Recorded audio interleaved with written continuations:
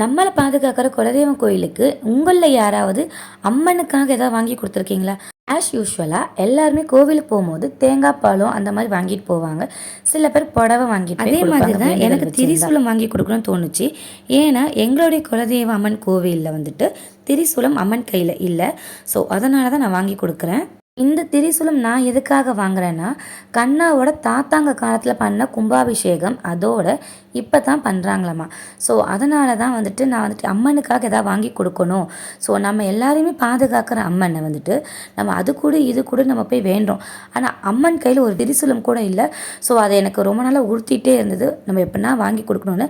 இந்த திரிசூலம் நாங்கள் எப்போ வாங்கினோம்னா, ஆக்சுவலி இப்போ கும்பாபிஷேகம்லாம் முடிஞ்சிருச்சு, மறு பூஜைக்காக தான் நாங்கள் இதை வாங்குகிறோம். ஸோ நீங்களுமே உங்கள் குலதெய்வம் கோவிலில் என்னென்ன பொருள்லாம் இல்லையோ உங்களால் முடிஞ்சது சின்ன பொருளாக இருந்தாலும் வாங்கி கொடுங்க. ஏன்னா நம்ம குலத்தையே காக்கிற தெய்வம் அது. ஸோ அவங்களுக்காக நம்ம எதனா வாங்கி கொடுக்கலாம், தப்பே இல்லை. இந்த கணபதி ஸ்டோரில் இன்றைக்கி தான் வந்து நிறைய விளக்கெல்லாம் இறங்கியிருக்கும் போலக்கு. எல்லா விளக்குமே யூனிக்காக அழகாக சூப்பரான டிசைனில் இருந்தது.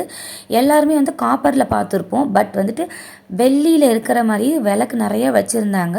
அதாவது சில்வர் கலர்லேயே வச்சுருந்தாங்க. அச்சு அசலை பார்க்க வெள்ளி விளக்கு மாதிரியே இருந்தது நிறையா விளக்குலாம். திரிசூலம் வந்துட்டு வெயிட் கணக்குலையும் இருக்குது, பீஸ் ரேட் கணக்குலையும் இருக்குதுன்னு சொல்லியிருந்தாங்க. எங்களுடைய அம்மன் சைஸ் பார்த்துட்டிங்கன்னா 1.25 அடி தான். வாங்கின திரிசூலத்துக்கு பில்லை போட்டு நேராக வந்துட்டு ராக்கியப்பழத்துக்கு இந்த ஃபிஷ் கடைக்கு தான் வந்திருக்கோம். ஸோ தம்பி ரீசெண்ட் டேஸில் வந்துட்டு எங்கே போனாலும் ஃபிஷ்ஷுன்னு தான் கேட்குறான். ஏன்னா எல்லா இடத்துலையுமே காமனாக வந்து இந்த ஃபிஷ் டேங்க் அப்படிங்கிறது ஒன்று இருக்குது. கீர்த்திக்காக நம்மளுமே ஒன்று வாங்கலாம் அப்படின்றதுக்காக தான் இன்றைக்கி நாங்கள் வந்திருக்கோம். ஆனால் நான் என்ன சொன்னேன்னா, கண்ணாடியில் பவுல் வேணாம் அப்படின்னு. சரி ஓகே, சின்னதாக வந்து ஃபைபரில் இருக்குது அப்படின்னு சொன்னார். கீழே விழுந்தாலும் கிளாஸ் உடையாது, பட் மீன் வேணால் கொட்டிடும் அப்படின்னாங்க. அது ப்ராப்ளம் இல்லை, பட் கீழே விழுந்தால் உடையக்கூடாது அப்படின்னு நாங்கள் சொல்லியிருந்தோம். ஸோ அதில் இருக்க சின்ன மினிமம் சைஸ் தான் நாங்கள் வாங்கியிருந்தோம். ஏன்னா ஃபஸ்ட்டு வந்துட்டு பெருசாக வச்சிட்டோம்னா அவன் ஆர்வக்கூடாதில் இழுத்து தள்ளி கண்ணாடி கிளாஸில் உடச்சிருவான். ஃபஸ்ட்டு வந்து சின்னதாக வச்சு அப்போ தான் பெருசாக வைக்கும் போதும் அது ஆல்ரெடி நம்ம வீட்டில் இருந்தது அப்படின்னா பெருசாக இருக்குது அப்படின்னு நினச்சிட்டு போயிடுவான். அப்படியே போகும்போது தம்பிக்கு பிஸ்கெட்டும் அம்மாவுக்கு பால் பேக்கெட்டும் வாங்கிட்டு நேராக வீட்டுக்கு போயிட்டோம்.